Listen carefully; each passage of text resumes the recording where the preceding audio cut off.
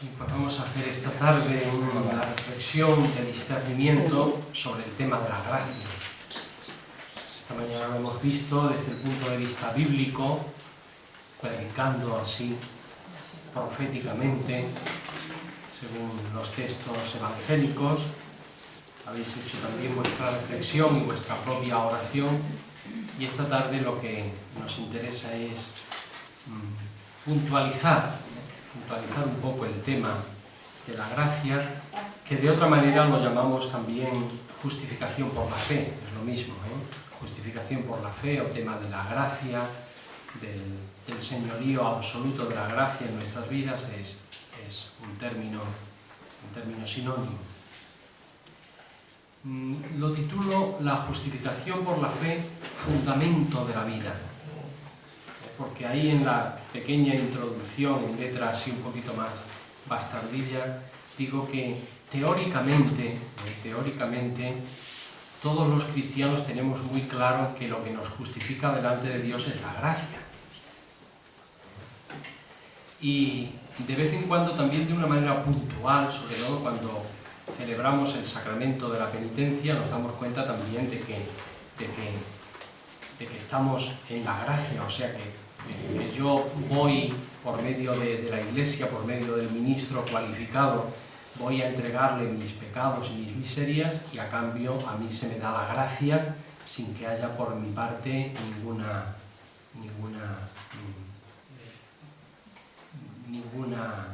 ningún mérito. Simplemente yo entrego el mal y a mí se me devuelve el bien. Entonces, teórica y puntualmente, el tema de que somos justificados por gracia, de que lo que nos justifica es la confianza que tenemos en la misericordia de Dios, está muy claro. Lo que no suele estar tan claro, y por eso es por lo que incido en la reflexión esta tarde en este tema, es que esto sea el fundamento de la vida. Que sea el fundamento de la vida. Lo que ayer os decía, que es una expresión bastante corriente, ¿no? Cuando decimos, sí, tú fíate de Dios y no corras. O fíate de la gracia y no obres. O fíate de aquello de que confías en el Señor y no obres el bien. Veremos al final qué es lo que te ocurre. Un poco porque ese tipo de conversación, de diálogo que solemos tener, de coloquio, de lenguaje coloquial, está manifestando que la fe no es fundamento de la vida, sino solo teóricamente. Y que puntualmente ese acto de fe que nosotros hacemos por medio del sacramento de la penitencia es un momento en que nosotros nos recogemos dentro de nosotros mismos, hemos hecho un conveniente análisis de nuestra vida, hemos dado nombre a los distintos pecados, se los hemos entregado por medio del sacerdote al perdón de Dios, y nosotros a cambio hemos recibido ese perdón y esa misericordia puntual. Pero casi siempre en nosotros subyace el tema de, bueno, pues a partir de ahora yo tengo que ser mejor, a partir de ahora yo tengo que esforzarme en esto, incluso a partir de ahora mediante la penitencia yo ya consigo de alguna manera el quedarme justificado delante de Dios. No es mi confianza en el amor de Dios lo que me justifica principalmente, fundamentalmente, sino mi deseo, mi propósito de hacer ahora y de comportarme de otra manera. Entonces vamos a ver, a intentar con la reflexión de este tema en los distintos puntos, ver cómo la justificación por la fe, la confianza en el amor de Dios, en la gracia, es el tema que fundamenta la vida cristiana. Sin esto podríamos decir, no hay vida cristiana. Si no estamos fundamentados en la gracia, no hay vida cristiana. No hay, habrá otra cosa, habrá religión, pero no hay vida cristiana. La vida tiene como fundamento la fe y la confianza en el amor absoluto de Dios. Fundamento. Entonces es muy importante que pidamos una luz especial al Señor, que quizás el defecto profesional que solemos tener los cristianos para este tema es precisamente eso, que teóricamente sabemos que lo que nos salva es la gracia de Dios, pero prácticamente nosotros hacemos todo lo que haya que hacer porque en el fondo nos fiamos poco, no de la gracia de Dios, sino de la confianza que tenemos en la gracia de Dios. Entonces preferimos, de alguna manera, tener obras que nos digan que esas son las que vamos a presentar algún día a Dios para decirle, oye, que merezco que me mires, que merezco sobre todo que me des la vida eterna. Bien, vamos al primer punto. Digo, ¿en qué consiste esta experiencia fundante? Fijaos que es experiencia y fundante, no es teoría. No es teoría, es experiencia fundante. Y pongo ahí en primer lugar, es un proceso, no siempre se da de una manera radiante, sino a veces cuesta tiempo porque normalmente cuando uno llega a la experiencia de creer en el amor de Dios, ha transcurrido ya mucho tiempo uno viviendo de sí mismo, de sus propias posibilidades, viviendo de sus obras, y sobre todo ha recibido una educación en las obras, en la responsabilidad, en la moral, que ahora le van a impedir mucho vivir al aire. Porque la verdad es que pasar de vivir desde mi responsabilidad, a vivir en la confianza únicamente en el amor de Dios, es pasar a vivir desde un camino que yo voy haciendo, porque es un camino seguro, a empezar a caminar en el aire. A caminar en el aire, realmente. A caminar únicamente fiado, eso es la fe, fiado de un amor misericordioso y absoluto que Dios me tiene. Y no siempre eso es fácil vivirlo, es fácil vivirlo. Casi siempre pues tendemos mucho a que, bueno, recibimos de pronto, nos parece maravilloso que nos hayan descubierto que somos justificados, que somos amados sin mérito por Dios, nos parece increíble. Y como nos parece increíble, pues volvemos otra vez a las seguridades. Sí, de vez en cuando nos está bien recordar que el amor de Dios es lo que nos justifica, sobre todo cuando sentimos la experiencia del pecado otra vez en nosotros, pero habitualmente en lo que es nuestra vida nosotros seguimos haciendo cosas para tener una especie como de estructura religiosa, estructura de responsabilidad, que muchas veces no es más que alargar sin medida esa especie de educación que hemos recibido, de tipo moral, de tipo de obras, de autojustificación, para no dar el paso decisivo en la fe y en la confianza en el amor de Dios. Quien más ha hablado de todo esto ha sido naturalmente San Pablo. En los evangelios aparece muchas veces, pero el que más ha incidido en la necesidad de la fe, en el amor misericordioso de Dios y en creer que hemos sido salvados y redimidos sin ningún mérito, ha sido San Pablo, que era un fariseo. Curiosamente, San Pablo era fariseo. Nos lo cuenta él en su autobiografía, en la carta a los Gálatas. Yo soy judío, dice él, soy judío, de la tribu de Benjamín, educado en la ley, y además en la ley de una manera estricta, porque pertenecía a la escuela catequética de Jerusalén, cuyo director, cuyo jefe era Gamaliel, que era uno de los más radicales a la hora de hacer la interpretación de la ley mosaica. Dice, y en cuanto a rigor en la ley, era fariseo.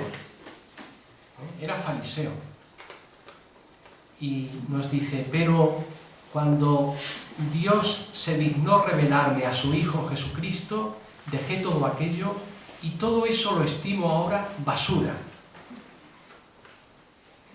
No es cualquier cosa lo que estima basura San Pablo. Estima basura el haber sido judío, el haber sido de la tribu de Benjamín, el haber sido rigorista en la ley, haber sido fariseo y en cuanto al nuevo camino, perseguidor de la iglesia, dice él, perseguidor de la iglesia. Y todo eso que antes lo tenía como timbre de gloria, lo estimo basura, comparado con el conocimiento de Cristo Jesús, mi Señor. Por él lo perdí todo. Ese es el paso, que en Pablo es un paso pues deslumbrante. Cuando iba camino de Damasco a perseguir a los judíos, en el mediodía sintió una voz y fue derribado. Lo dice del caballo, en ningún texto habla. Podía ir en caballo, podía ir en un hipopótamo. No sé qué iba. Por lo tanto, cuando nosotros decimos como San Pablo que fue derribado del caballo. Bueno, del caballo es un invento nuestro. Ningún texto, aunque se habla en 3 textos, 2 de los Hechos de los Apóstoles y 1 de los Gálatas, de ese momento, pero en ninguno se dice que fuera derribado del caballo. Fue derribado al suelo. A lo mejor iba andando, cosa bastante normal, o iba en una carroza, o iba en un convoy, o iba en un Audi, yo qué sé. Fue derribado, fue derribado. Entonces, para él fue ipso facto conocer a Jesús. ¿Quién eres, Señor? ¿Quién eres, Señor? ¿Soy Jesús? ¿No? Fue ipso facto. Entra en la ciudad y ya se te dirá lo que tienes que hacer. Y lo que tienes que hacer es ser bautizado en el nombre de Jesús. Y recibes en ese mismo momento la gracia, la justificación, y te conviertes de perseguidor en la iglesia en el principal propagador y en el principal misionero de aquello que antes perseguía. Y nosotros, digo, este proceso de iluminación es un proceso de iluminación a lo mejor mucho más ralentizado. Entre otras cosas porque a lo mejor tampoco se nos revela con toda claridad que somos justificados por gracia. En la Iglesia Católica hay mucho miedo a esto.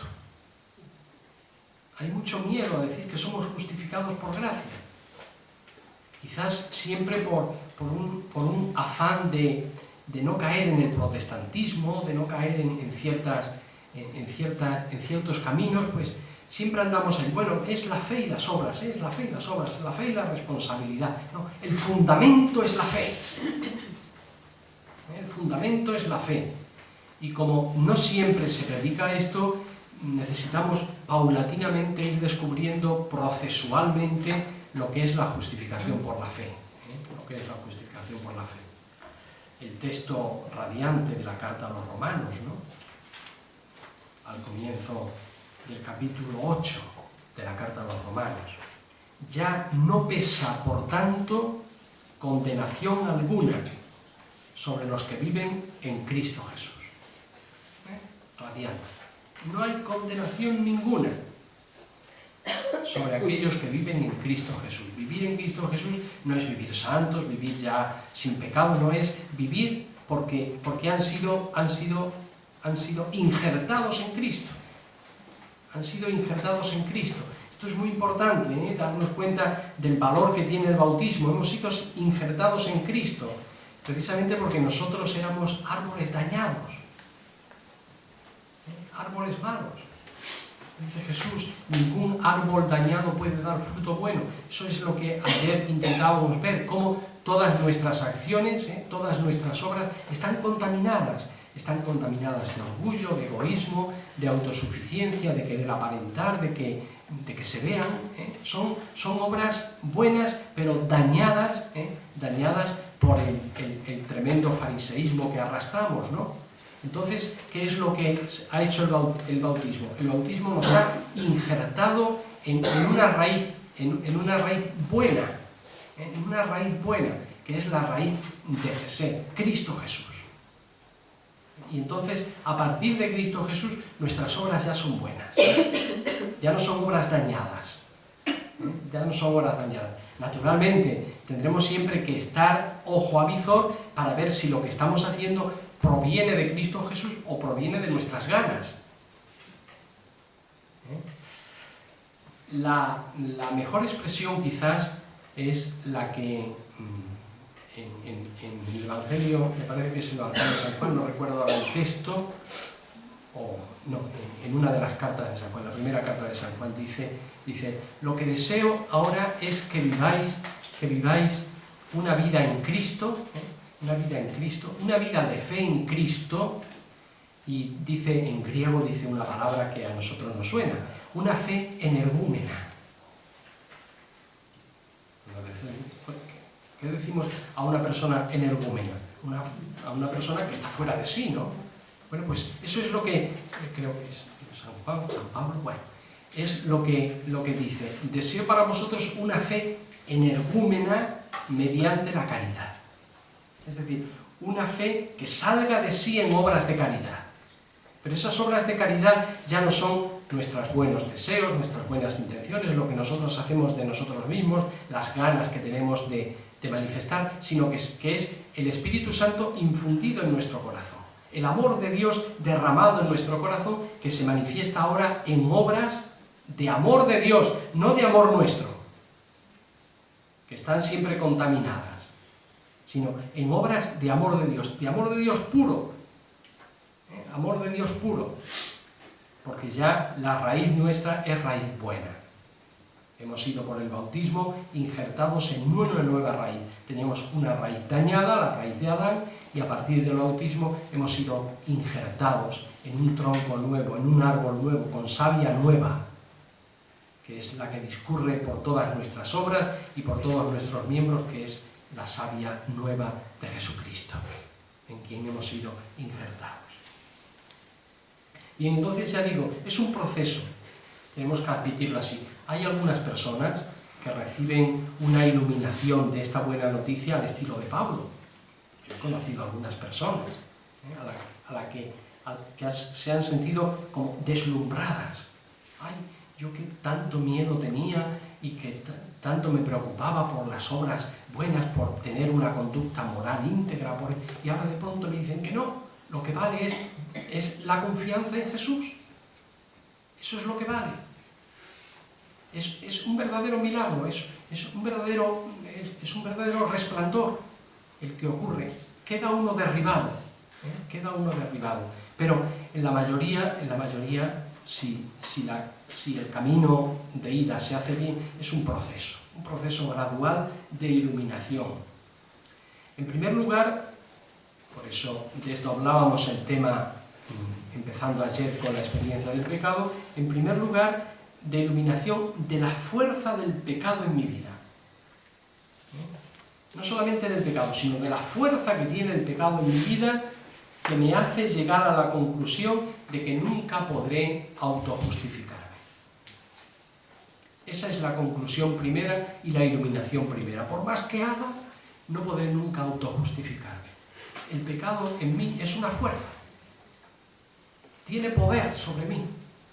El pecado tiene poder en mí. Y es un proceso de iluminación. Cuando uno llega, lo que San Pablo en la carta a los Romanos, nuevamente el capítulo 7, llega a decir, ¿no? El bien que quiero hacer no lo hago. Lo quiero hacer, pero no lo hago. El mal que quiero evitar es lo que hago. Dice Pablo, desgraciado de mí. ¿Quién me librará de esto? De este ser mío que me lleva a la muerte, que me lleva a la condena. Y de pronto dice, pues le doy gracias a Dios por medio del Mesías. Dios ha inventado la manera que yo tengo de poder vencer al mal, que tiene fuerza en mí, fuerza de amo, de dueño, de dictador, del que no me puedo zafar. Le doy gracias porque Dios ha dicho, el Mesías, mi Hijo Jesús, es el nuevo amo, es el que va a pagar por ti, con su sangre, a ese dueño que ahora tienes, para que tú puedas quedar libre. Entonces comienza el capítulo 8, no pesa condena ninguna para los que están en Cristo Jesús, ya no pesa condena ninguna. Y luego, mucho más radiantemente, entonces, ¿quién nos puede separar del amor de Dios manifestado en Cristo? La angustia, la persecución, el hambre, la desnudez, el peligro, la espada. En todo esto vencemos fácilmente por aquel que nos ha amado, porque estoy seguro de que ni ángeles, ni potestades, ni principio, ni dominación, nada me puede ya separar del amor de Dios manifestado en Cristo Jesús. Bueno, pues llegar a eso quizás es un trabajo para muchos lento. Es para muchos lento, sobre todo si hemos estado muchos años afianzados a la propia seguridad que nos daban, que nos daban nuestros proyectos, nuestros cuadros de piedad y de cumplimiento. Si uno ha vivido muy pendiente de todo eso, ahora le va a costar tremendamente y va a tener siempre un poco como la sospecha, como la sospecha de que, uy, yo no sé si esto es muy seguro, yo no sé si esto es muy seguro. Hay ahora allí uno de los chicos que empezó a confesarse conmigo, al que le fui descubriendo poco a poco cómo era justificado, porque se sentía tremendamente molesto del pecado y de que no podía superar ciertas cosas. Yo le dije, no pesa condena, cree en Jesús, cree en Jesús. Y a base de insistirle en esto, pero es un muchacho inseguro. Y siempre me dice, pero tengo miedo. Tengo miedo de que después alguien me diga lo que habitualmente decimos, sí, tú fíate de Dios y no corras. Tengo miedo de que cualquiera me pueda decir, eso es protestante. Dice, porque me vengo abajo. Me siento muy inseguro. Me siento muy inseguro. El domingo pasado, cuando me despedía de él, dice, ¿cuánto tiempo vas a estar fuera? Digo, pues estaré 15 días. Dice, ay, Dios mío, ¿qué encontrarás de mí cuando vuelvas dentro de 15 días? Pues claro, está acostumbrado a que todos los días le dé algún mensaje, algún mensaje de fundamentación en el amor de Dios. Entonces se siente tranquilo, se siente seguro, pero si por alguna de estas cosas que suele ocurrir le viene un mensaje contrario, o bueno, pues alguien le dice, cuidado, que tú antes eras y ahora ya no eres, y pues posiblemente se pueda venir abajo, se pueda venir abajo, porque, hombre, la educación pesa mucho, lo queramos o no. Eso lo sabemos, ¿no? Lo sabemos. Nosotros hemos sido tan educados, tan meticulosamente formados y educados en las obras, en lo que tenemos que hacer, que es muy difícil, es muy difícil la penetración del Evangelio. Aquel que ha vivido un poco más ancha es Castilla, el que ha vivido un poco más así al aire de lo que venía, que de pronto, por lo que sea, recibe la iluminación. Dios te ama. Dios te ama. Y eso te lo han dado, eso no necesita por parte de ti una preparación especial, el que tú seas, no, eres amado de Dios, eso no te lo puede quitar nadie, eso no te lo puede quitar nadie, el amor de Dios no te lo puede quitar ya nadie, te lo ha dado y la alianza que el Padre ha hecho ya no es con la sangre de un cordero, es con la sangre de su propio Hijo, es la sangre de Jesús la que al Padre le recuerda constantemente que ha hecho alianza de amor, bodas con la humanidad, con cada uno de nosotros. Entonces, esas personas que a lo mejor han vivido en la inmoralidad, en el desastre, les puede suponer para ellos un verdadero relumbrón y un verdadero revuelco. A los que somos buenos de siempre, nos cuesta más. Nos cuesta más. No hay duda de que nos cuesta más y le buscamos siempre las cosquillas al asunto, ¿no? Y si nos parece que esto es demasiado amplio, demasiado ancho, este padre es que es de manga ancha, pues volvemos otra vez a lo que hemos oído siempre. Lo que hemos oído siempre es que hay que cumplir los mandamientos, que hay que guardar esto y guardar lo otro, y ser de esto y ser de lo otro, y hacerse, y un poco lo que el joven rico que sale al camino a Jesús le dice, ¿no? ¿Qué he de hacer para heredar la vida eterna? ¿Qué he de hacer para heredar la vida eterna? Y Jesús le dice, guarda los mandamientos. ¿Cuáles? Pues ya sabes, no matarás, no cometerás adulterio, honra a tu padre y a tu madre, ¿no? Todo eso. Y el joven le dice a Jesús, todo eso lo he guardado desde mi juventud, ¿qué me falta? Y Jesús le dice, No, no es que te falte nada, es que te sobra todo. Por lo tanto, vete a vender lo que tienes. Eso es lo que muchas veces nos podría decir también Jesús a cada uno de nosotros. Es que parece que me falta algo, ¿no? ¿Qué me falta? ¿Me faltará más oración? ¿Me faltarán más comuniones? ¿Me faltará más lectura de la Biblia? Es decir, ¿cómo puedo ordenar un poco mejor el cuadro de piedad que yo llevo arrastrando toda mi vida? ¿Cómo puedo, cuando termino una semana de oración, cuando termino unos ejercicios espirituales, cuáles son los propósitos que puedo formular para entrar más en sintonía con Jesús, para exigirme más a mí mismo? Y Jesús, te sobra todo. No es lo que le falta, es que te sobra todo eso. Porque lo que te falta es fe. Lo que te falta es confianza. Fundamentar la vida en la fe, no en las obras. Fundamentar la vida en la fe. Fijaos que hablo mucho de este verbo, fundamentar. Fundamentar. Después, más adelante diré, hay que saber distinguir lo que es fundamento de lo que es expresión. Naturalmente, uno que está fundamentado en la fe, expresa la fe en obras. Y ahí tenemos que recurrir a la carta de Santiago. Muéstrame tu fe sin obras, yo por las obras te mostraré la fe. Naturalmente que sí, es fe y obras, pero el fundamento es la fe. El fundamento de la vida es la fe, es la confianza. La expresión de todo eso son las obras. De tal manera que si uno no obra caritativamente, si uno no ama, puede decir que no tiene fe, que no está fundamentado en la fe. Es una fe que podríamos decir, una fe teórica, una fe fiducial. Entonces tiene razón Santiago cuando dice, cuidado, es la fe y las obras. Pues si no, la fe está muerta, no es fundamento. Pero no siempre a lo mejor somos capaces de distinguir fundamento y expresión. Bueno, pues habrá que pedir al Señor que nos vaya iluminando, pero yo creo que no está mal que de vez en cuando oigamos esto. El cristianismo se fundamenta en la confianza, se fundamenta en la fe, en el amor de Dios. Entonces vuelvo otra vez y ya leo para no volver sobre ello. Es un proceso de iluminación de la fuerza del pecado en mi vida que me hace llegar a la conclusión de mi imposible autojustificación. Esto es desesperante, humana y espiritualmente. Llegar a esta conclusión. Nunca podré ser radicalmente bueno. Radicalmente bueno. Hombre, podré tener apariencias de bondad, podré hacer cosas buenas, pero siempre tendré sobre mí el que la raíz no es buena. La raíz no es buena. Aquello que continuamente dicen los autores espirituales, ¿no? Que tenemos, dicen ellos, tenemos que estar siempre purificando la segunda intención. Porque una es la primera intención por la que obro, pero otra es la segunda intención por la que verdaderamente obro.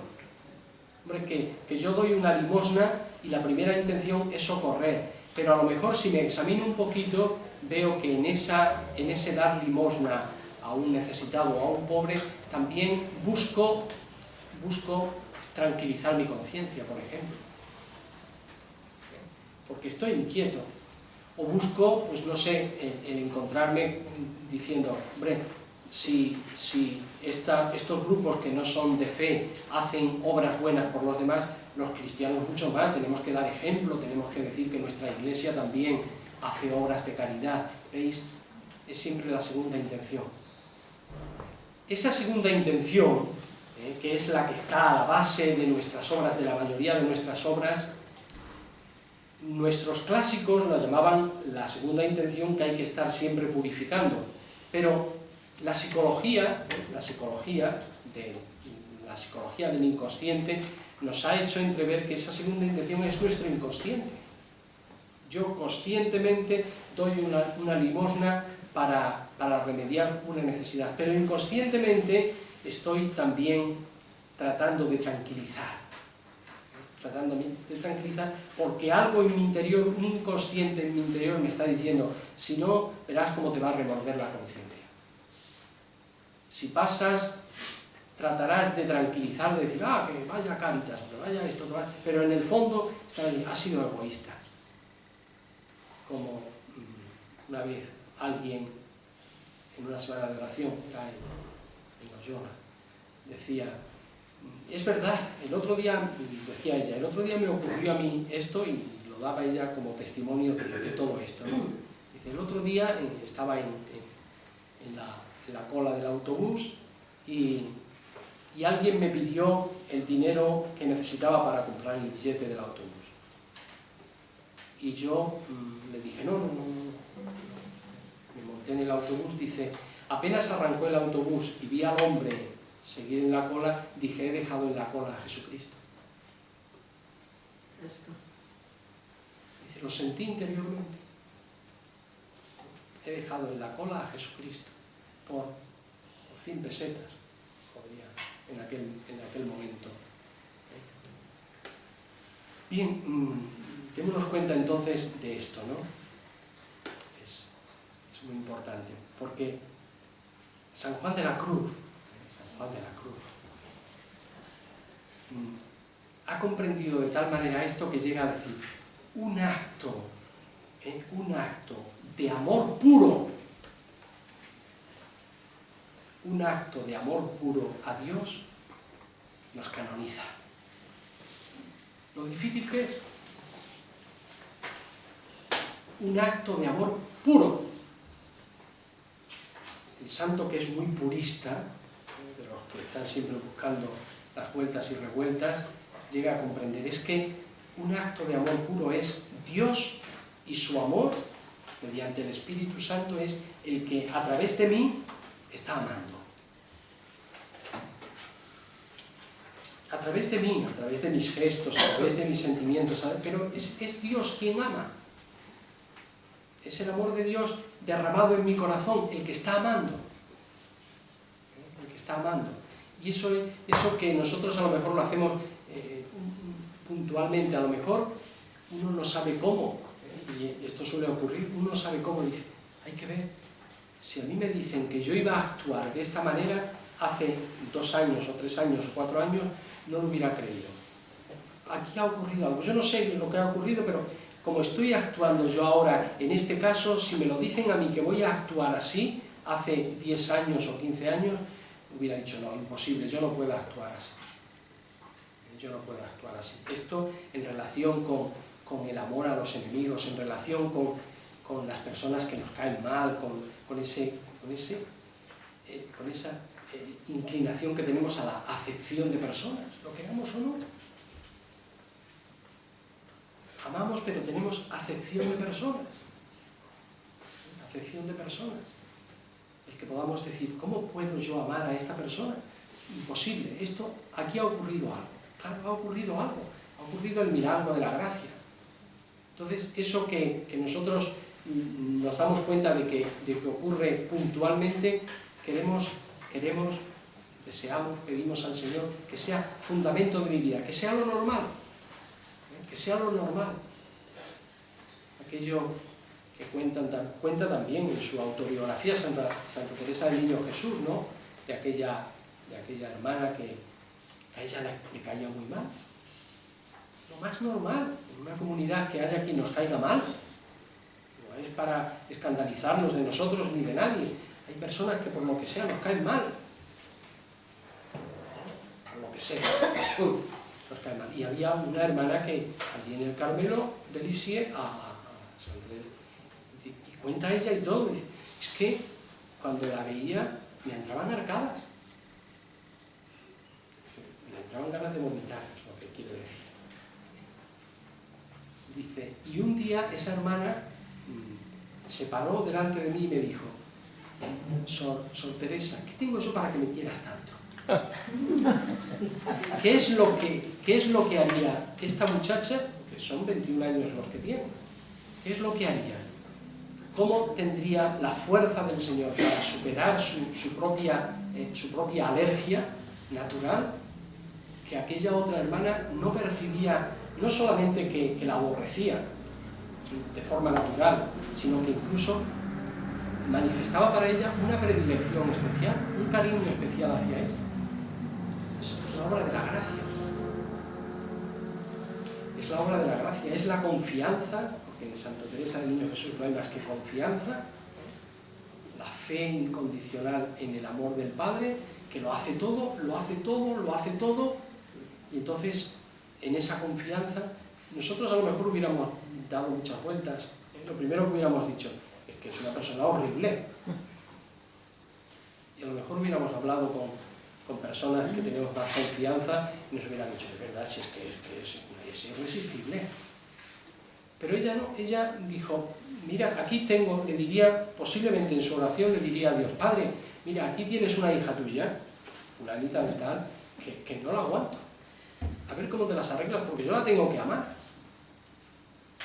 Tú la tienes que amar en mí, porque es hija tuya. La tienes que amar en mí. Y en esa especie de simpleza, en esa especie de ingenuidad propia de su caminito espiritual, de infancia espiritual, pues le arranca a Dios el milagro de los milagros, que es que ella pueda amar a aquella persona que la cae tan mal.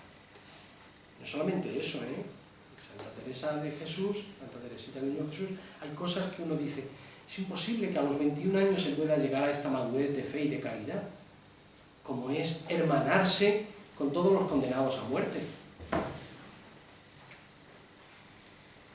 Pensemos nosotros en personas que nada más las vemos en el periódico y decimos, oh, qué manía le tengo.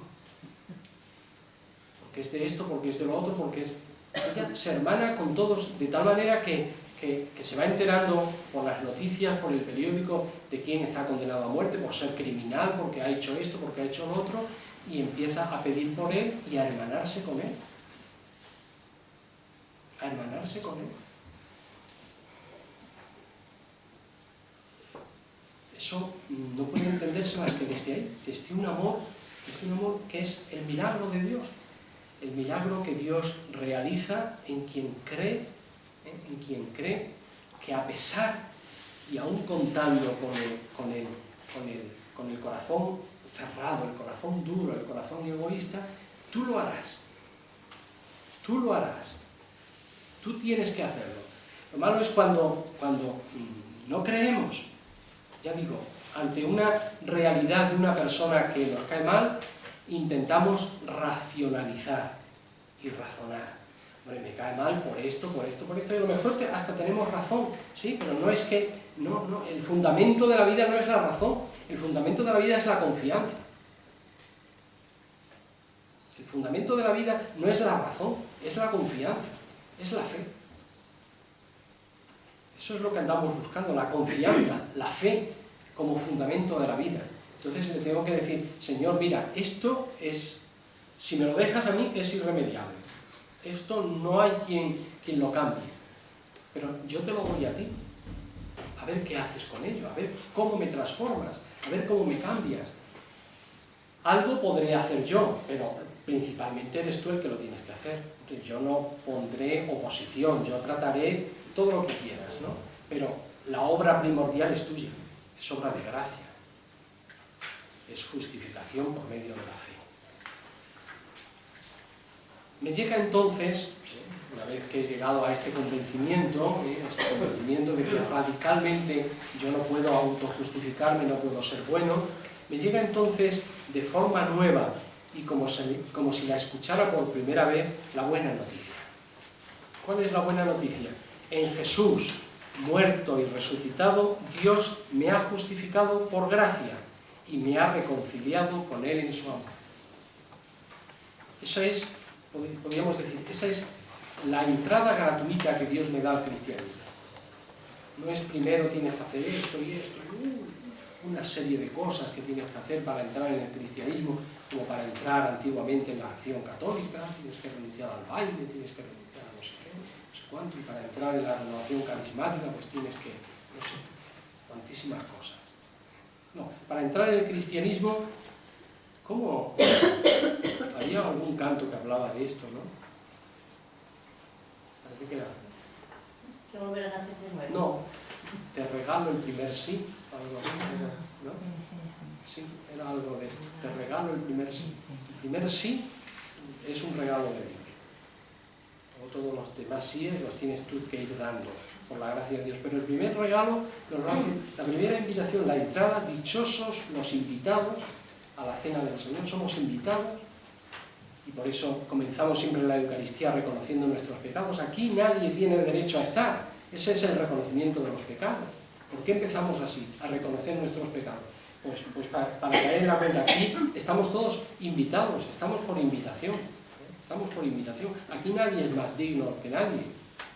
Aquel momento espléndido del Concilio Vaticano II, cuando en las disposiciones que se hacían para la liturgia y demás, de que no hubiera puestos de predilección y primeros puestos en la iglesia y en las celebraciones, que después lo hemos ido nosotros olvidando y hemos vuelto otra vez a poner los sillones para el alcalde. Todo aquello tenía su razón de ser, porque el puesto de honor en una Eucaristía es para los enfermos y para los pecadores. Es el puesto de honor, tienen puesto de honor los enfermos y los pecadores. Así era el estilo de Jesús. Lo que pasa es que nosotros se nos escapan las mejores. Se nos escapan las mejores. Yo soy además de ser hijo de la Iglesia, vais a creer que no soy hijo de la Iglesia. Soy un admirador del Papa Benedicto XVI. Pero antes de ser Benedicto XVI, cuando era Ratzinger, hice en mis tonterías de teólogo, cuando estudiaba un poquito de teología, hice un trabajo sobre un libro suyo. Por cierto, que me he dado cuenta hoy en el mostrador, la de libros que yo he escrito sin haber escrito ninguno. Hay que ver cuántos libros he escrito. Bueno, pues me cae muy bien. Me cae muy bien porque me parece que es un papa humilde. Y a mí me parece que ese es el fundamento de toda la vida cristiana, la humildad. La humildad. Y me contaban el mes pasado estuve dando unos ejercicios espirituales a un grupo de sacerdotes de Valencia. Y cuando terminé, pues me llevaron a la plaza de la Virgen de los Desamparados, estuve viendo la catedral y demás, ¿no? Y digo, aquí es donde ocurrió lo de las familias. Y dice, sí, aquí con un calor tremendo. Dice, y te voy a contar una anécdota que te va a agradar, porque también les dije que era muy admirador de Benedicto XVI. Dice, te voy a contar una anécdota, me decía uno de los sacerdotes, que te va a gustar. Dice, aquí estábamos en un mediodía de calor tremendo, cuando la primera de las, parece que allí tuvo, no sé si, no fue la Eucaristía, alguna reunión con las familias y demás, completamente lleno, un calor tremendo, dice, y la feliz ocurrencia de que se le ofreció a Benedicto XVI un vaso de horchata. En Valencia, un vaso de horchata. ¿Horchata es con H o sin H? Si no sería horchata. No sería horchata. Le dieron un vaso. Y lo probó, no había probado nunca la horchata. Está muy bueno, está muy rico. Y probó un poquito nada más y dice, ¿y todos esos van a beber horchata? Y dijeron, sí, Santo Padre, está previsto. Está previsto. Dice, entonces sí que lo veo. Sí, se nos escapan las mejores. Se nos escapan las mejores. El momento en que tenemos que decir, no, tú, puesto de honor aquí. Estás enfermo porque te crees más pecador que nadie. Primer puesto. Entonces, decía, bueno, los del primer puesto son los pecadores. Entonces, los del primer puesto, madre mía. Más pecadores son. Pero, entenderlo, ¿no? El cristianismo tiene un lenguaje muy especial que se distancia de lo que es el mundo. Es que si no, es todo, vale todo es igual. Todo es igual. En la iglesia es igual que en el teatro, que en el circo, que... No, la iglesia es otra cosa. Las asambleas nuestras son otra cosa. No, esos distingos que nosotros... Usted allí porque tiene pectoral y mitra, y tú allí porque no tienes ni pelo. Entonces es igual que lo que me dijeron ayer en los toros, lo que me dijeron ayer en el cine. Tú lo has pagado, pues... No, la iglesia de Jesús es otra cosa. Es otra cosa. Entonces, Me llega entonces de forma nueva y como si la escuchara por primera vez la buena noticia. En Jesús, muerto y resucitado, Dios me ha justificado por gracia y me ha reconciliado con Él en su amor.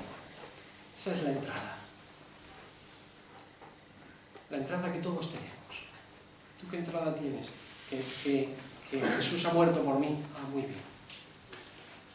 Esa es la entrada. No es que yo soy, es que yo pertenezco, es que yo... No. En la iglesia es otra la entrada.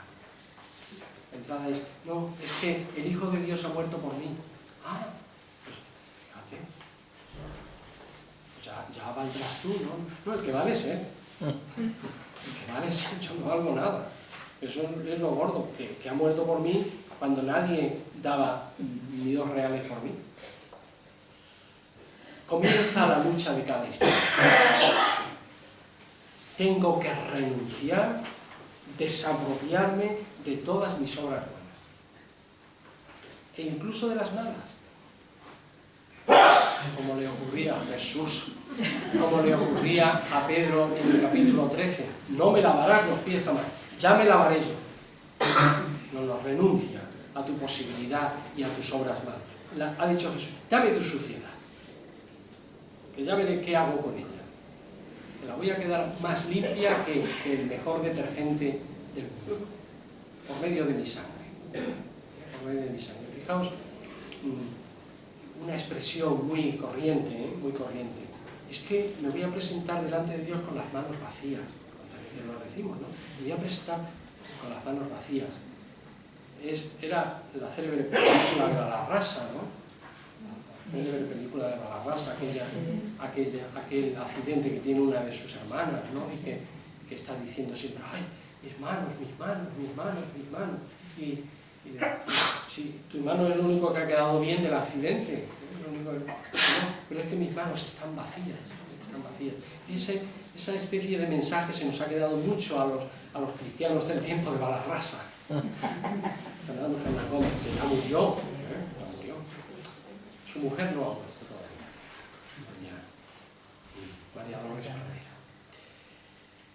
Pero es que tengo que presentarme no puedo presentarme delante de Dios con la mano vacía, entonces esto y lo otro, Bueno, pues había antes de la Balarrasa una santa, Santa Gertrudis, qué nombre, Santa Gertrudis la Magna, que también le martirizaba mucho la idea de las manos vacías. Es que estoy con las manos vacías, es que no puedo presentarle nada a Dios, es que mi corazón lleno de pecado, es que no tengo... Y lloraba de tener las manos vacías. Y escuchó una voz que le dijo, hija mía, coge tus manos vacías y ponlas debajo del crucifijo, llénalas de la sangre de mi Hijo y entonces estarás completamente justificado. Como diciendo, mira, te he quitado todas tus buenas obras para que tus manos las llenes de la sangre de mi Hijo. ¿Qué es lo que a mí me agrada? ¿Qué es lo que a mí me hace que te reconcilie conmigo? No tus obras, tus 4 higos secos.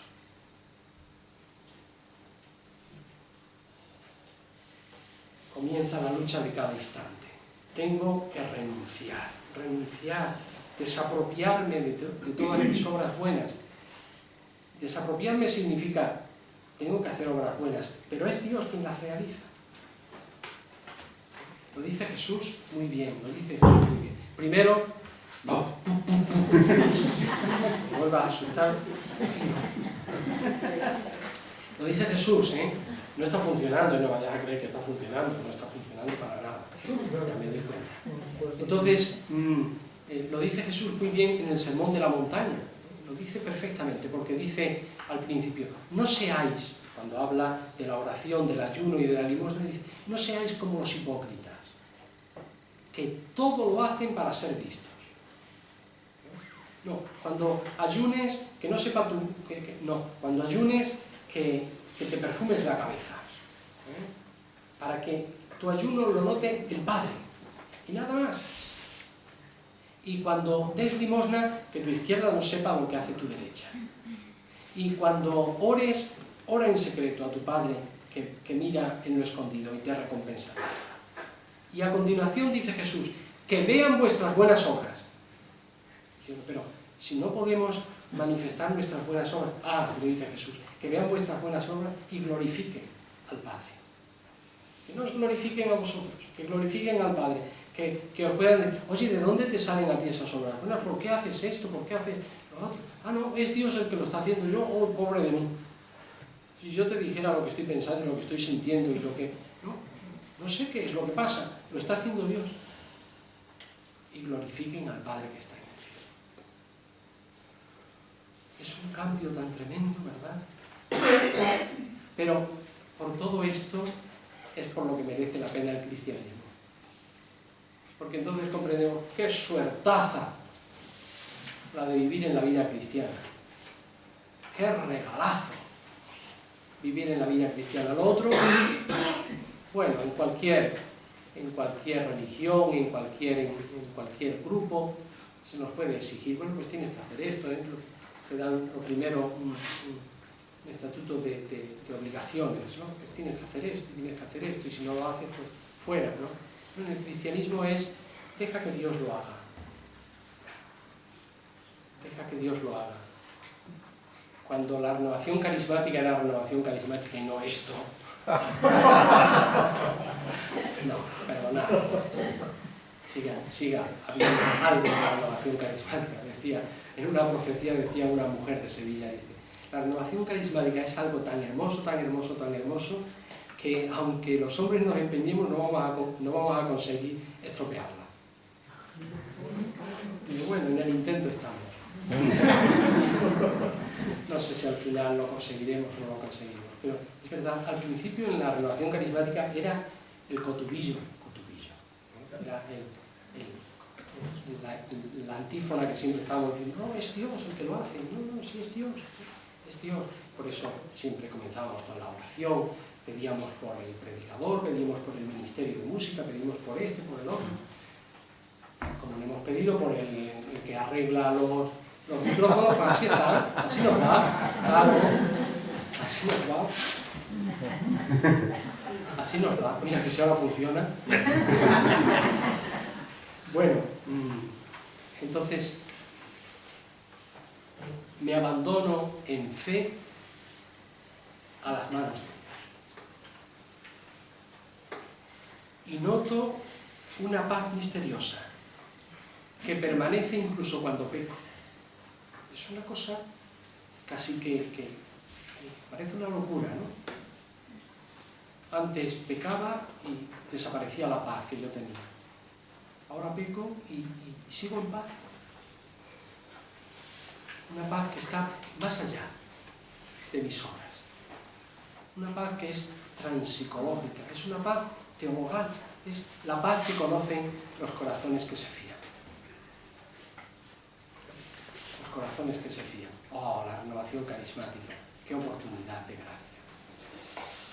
Cuánta cuenta vamos a dar a Dios entre unos y otros.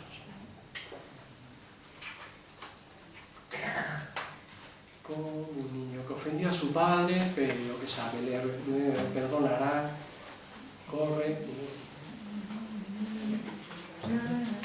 comienza a alabar, es decir, ¿cómo? Soy malo y me he portado mal, pero voy a mi padre y lo primero que hago es alabarle. Papá. Sí, ya sé lo que has hecho, pero eres mi niño preferido. Eres mi hijo preferido, predilecto. Te quiero. Se va dando, todo esto es, bueno, es un proceso, sobre todo en los que llevamos mucho tiempo en otro estilo de vida cristiana, bueno, en otro estilo de vida. Se va dando un cambio radical, de vivir pendiente de mí y de mis obras, a vivir pendiente de Dios, de su glorificación, de su alabanza, de su gracia, en la que creo por encima de mis debilidades.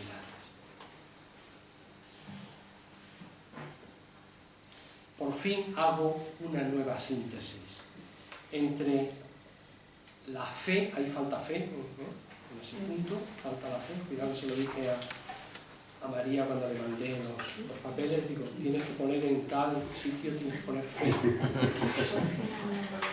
Pero si conocéis cómo están arreglando su calle, pues no me oyó. Por fin hago una nueva síntesis entre la fe y las obras, entre la culpa y la paz, entre la responsabilidad, de carácter moral, que queramos, y el abandono confiado, distinguiendo lo que es fundamento y expresión.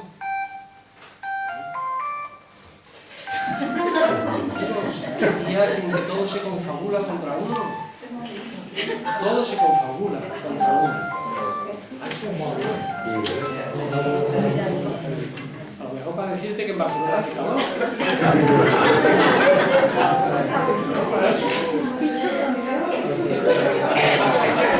Quita, qué calor que estamos pasando en Barcelona.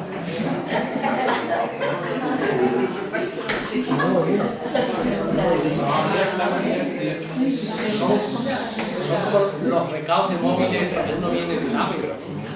Pues estamos pasando ahora por, creo que dentro de media hora. Y antes, cuando los trenes eran de carbón, ¿cómo diría la gente a la hora que iba a llegar? ¿Cómo podría vivir la gente sin móvil? ¿Cómo se podría vivir? Yo también. Yo no tengo. Yo no tengo móvil. Oh, ya alabamos a Dios. Yo tampoco. Para la gloria de Dios, ¿no? Estoy tocada de cola. Para la gloria de Dios, o por mérito. Pues yo sí tengo. Yo sí La verdad que tengo. Y el día que me lo olvido, digo, me falta algo. Me falta algo.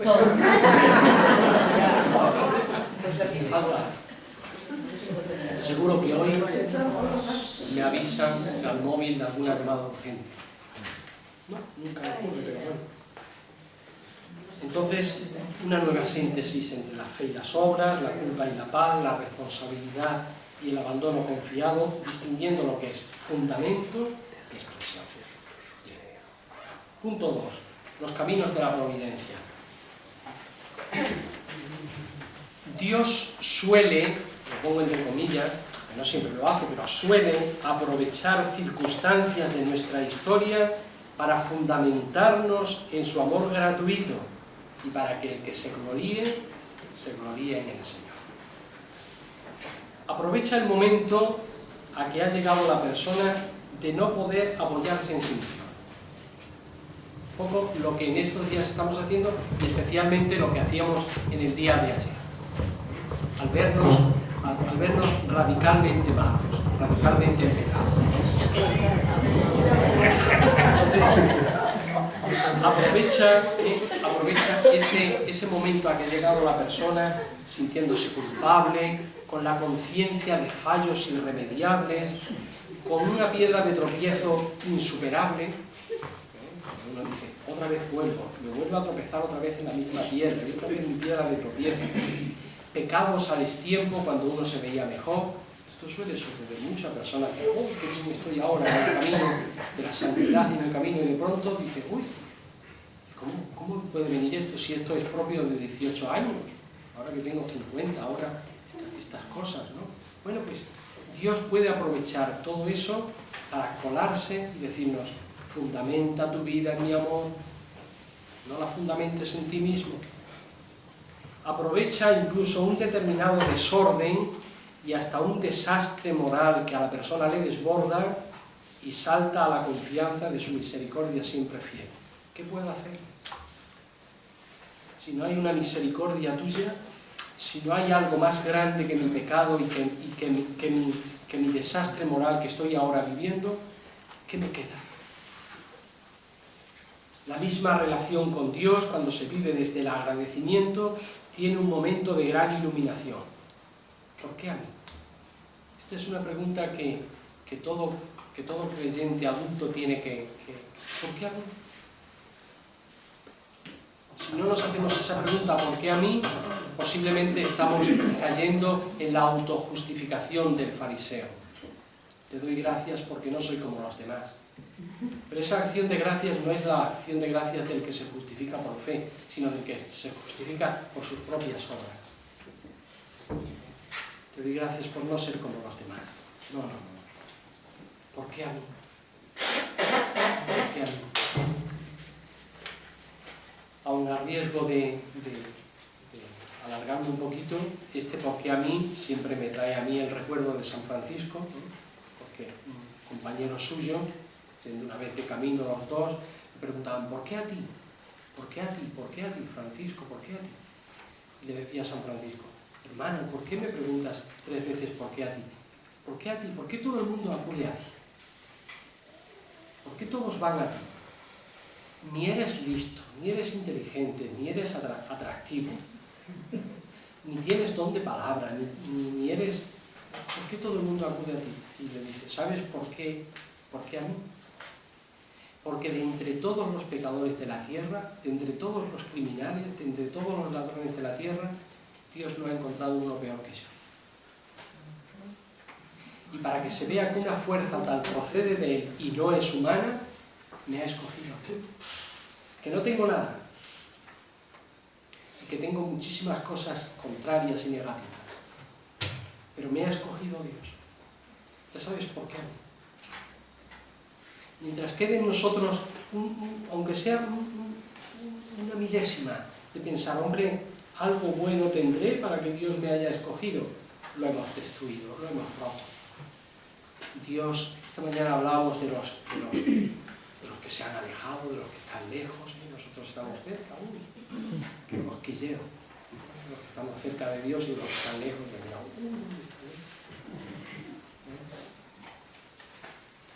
Dios conoce de lejos al soberbio, dice el Salmo, y da su gracia al humilde. Pero de lejos ya ve venir al soberbio. Si no tuviéramos, ayer os decía en la Eucaristía, si no tuviéramos la palabra de Dios, cuánta idolatría en nuestra vida, cuánta mentira. Cuánta mentira. Gracias a la palabra de Dios, que de lejos conoce al soberbio y da su gracia al humilde.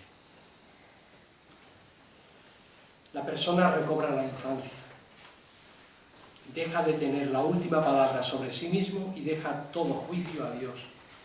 Este es el milagro que Dios se ha reservado, el hacernos otra vez pequeños, el hacerse niños. Y si no os hacéis como los pequeños, no entraréis en el reino. Que no es no entraréis en el cielo, sino en el reino, este reino que Jesús ha venido a implantar en la tierra. Es para los pequeños, es para los que se hacen como estos que estoy bendiciendo.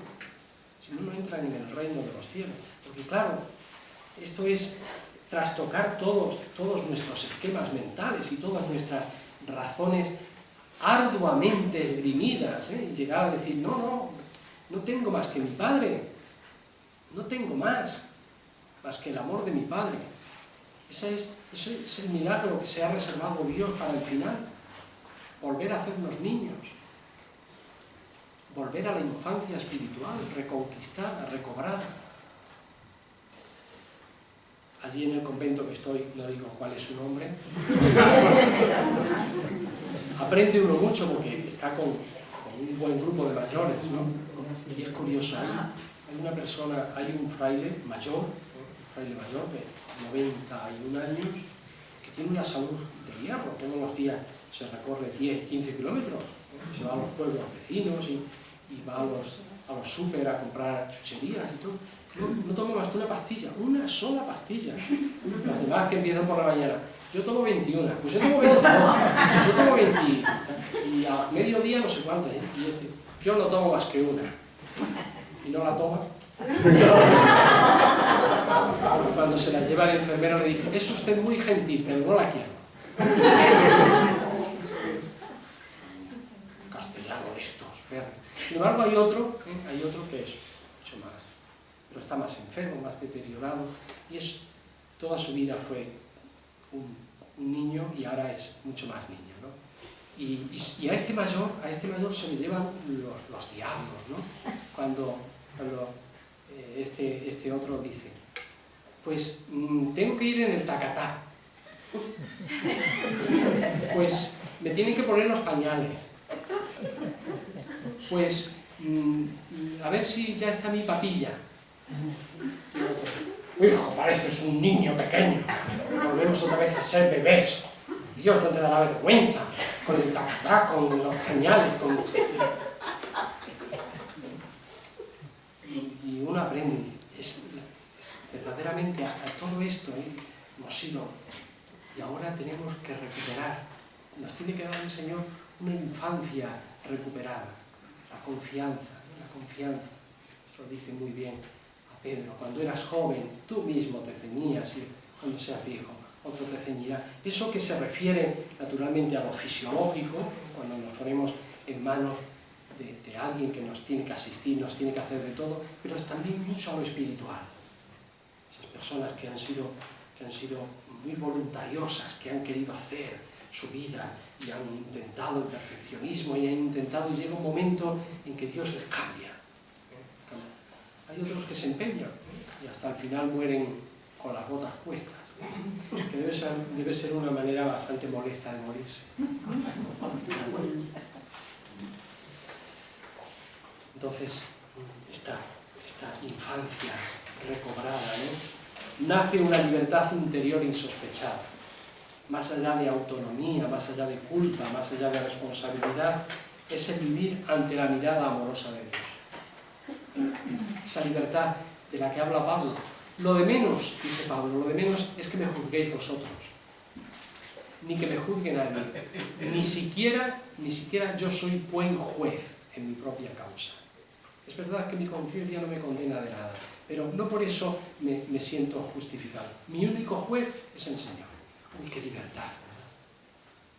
Frente a todo. Dios es quien me juzga.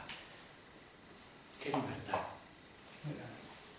La experiencia de fondo, el número 3, lo de siempre. ¿Por qué a mí?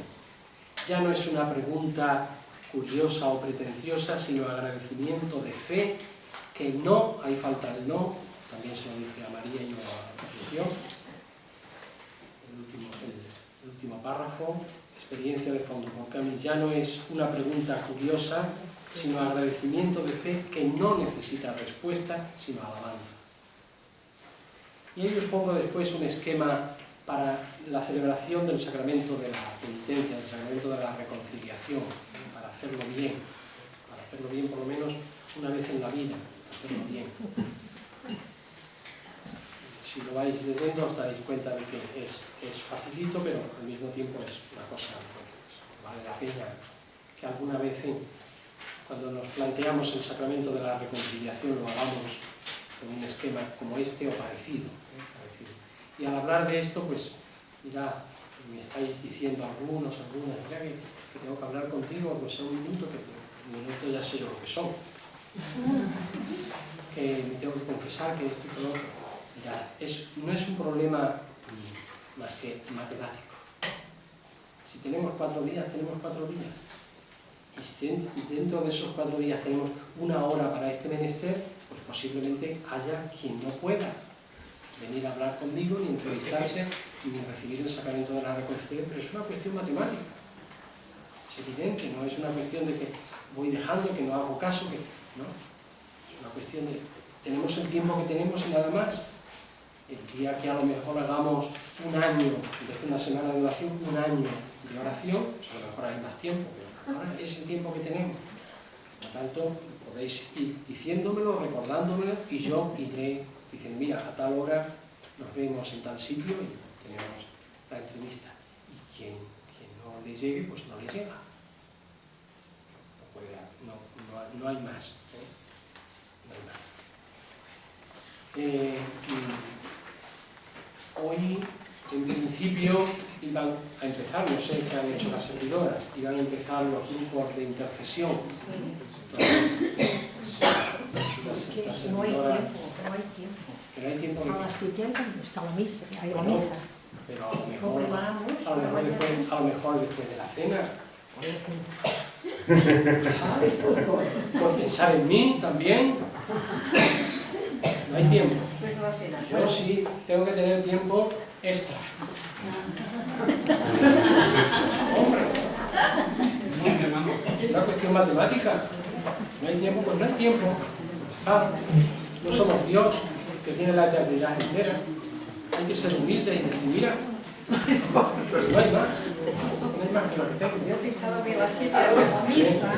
Bueno, a ver. Se puede empezar mañana. Mañana o después.